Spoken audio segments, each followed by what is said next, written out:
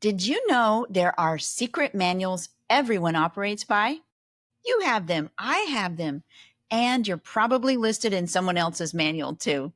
A manual is the unspoken list of instructions that we write for how other people should behave so we can feel okay. In this video, I'll show you how those manuals run both your personal and professional relationships and how to take your emotions back without needing anyone else to change. When you expect others to behave a certain way so you can feel better, you've given them a big, thick, invisible manual for your emotions. Every time you hand over that manual, you hand over your peace of mind too. People do what makes sense to them. They're human. They care or don't care, guided by their own rule books.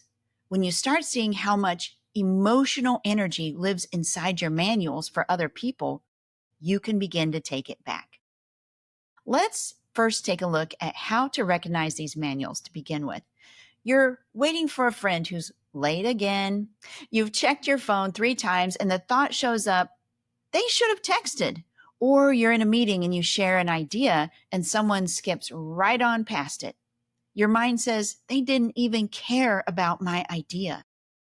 Those thoughts feel reasonable, but they're the exact point where the manual starts running the show. Every emotion begins with the meaning your mind assigns to what happens. Your mind makes that moment mean something to you. And when someone runs late, you feel disrespected. When someone interrupts, you feel unseen. When someone forgets, you feel unimportant. That pattern connects other people's choices to your emotional safety. And that's what keeps frustration alive. The gap between what you expect and what they do is where that manual lives. If you don't know me yet, I'm Stacy Brookman, a leadership and resilience coach. I support professionals who are tired of letting their emotions manage them and want to have emotional mastery while still being a caring and kind person. So let's talk about autonomy and choice. You can't dictate or control how someone should live their life, no matter how sensible your way seems. The brain craves predictability, and manuals create this perfect illusion of control. If people act a certain way, we'll feel safe and respected and loved. It feels logical. It feels fair, but it places your emotional security in someone else's hands. You have to remember this. Your emotions come from your thoughts, not their actions. A compliment feels good because of what you make it mean. A criticism hurts also because of what you make it mean.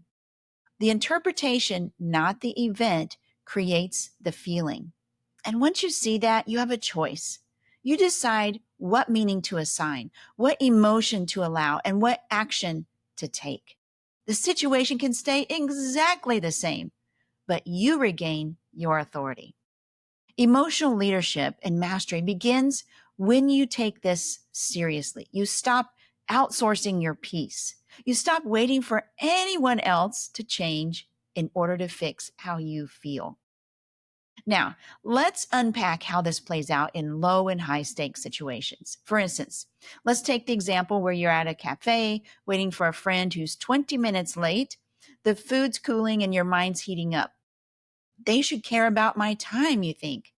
That single thought can set off a spiral. You replay every time they've done this in the past. You sit there stewing, giving them power over your next hour. Low stakes but irritating moments like this are practice sessions for emotional authority. You pause, recognize the sentence in your head, and you name it. That's my manual. Then you decide what to do next. Maybe you go ahead and eat your food. Maybe you enjoy the quiet. Maybe you head out. Take your emotions and your time back. Every time you do this, you reinforce the habit of owning your emotions instead of outsourcing them. Late Lenny is going to always be late. You get to decide what you want to think, feel, and do in light of that. The test deepens when emotions run stronger. You spend months on a project. Your manager presents it to leadership and skips mentioning your name. Your chest tightens. Maybe even frustration causes tears to well up. And the thought hits really fast. They should have given me credit. You want to react. You want to either pull back or lash out. Those reactions come from the manual you wrote without even realizing it. Pause instead. The event already happened. Now the choice belongs to you. You can schedule a calm conversation. You can document your work. You can decide that your value stands whether anyone names it or not. Each option keeps your emotional authority intact. That's the skill, seeing that no matter how deep the sting, you still decide your next step. If this is useful so far, be sure to hit subscribe so you can get more in-depth and thought-provoking videos just like this. Okay, you know how to spot the manuals. What now? You still have needs. You still work with people. You still want things to go smoothly, right? Communicate your expectations cleanly so they don't become emotional hostages. You can make clear requests. I'd love for you to call if you're running late, or please send that file by Friday.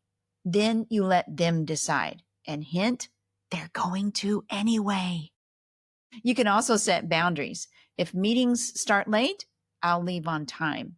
If the tone turns harsh, I'm going to step away. You stay responsible for your own actions. When you use requests and boundaries instead of manuals, you free up that emotional space. You stop waiting for others to perform by your rules before you can feel settled. You own your side and let others own theirs because they're going to anyway. Once you've replaced manuals with clear boundaries, the next step is learning how to handle what happens inside you when people still don't follow them. That's where emotional mastery takes shape. When you stop managing people, you'll still feel the urge to react.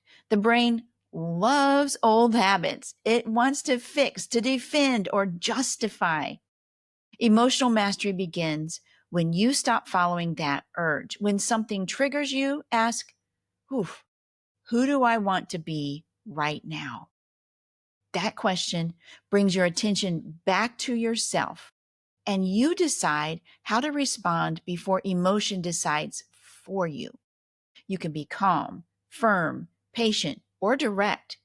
You choose the state that matches your integrity. Every time you do this, you strengthen your reliability with yourself. You start trusting that you can handle emotion when it arrives.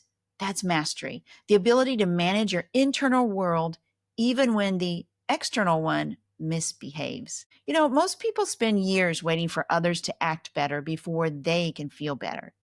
That waiting is endless. Emotional ownership ends that wait. You notice your thoughts, you decide what to keep, and take responsibility for your feelings. You stop managing other people's behavior and start managing your own mind. When you do that, peace stays in your hands. It becomes something you maintain by choice. You show up to relationships clear on your lane. You let others live their lives while you live yours. You're never going to get everyone to follow your rules. But peace is possible when it comes from knowing you can handle yourself when they don't. That's the real power of dropping your manuals. You reclaim the authority to decide how you feel, how you act, and how you live. So start small, pick one manual this week, and practice letting it go. Watch what happens when you stop waiting for anyone else to make you feel better. If your manuals are getting thicker and you struggle to master your emotions, then you should watch this video about how to master your emotions at work in 3 steps, where I give you my remarkable resilience routine.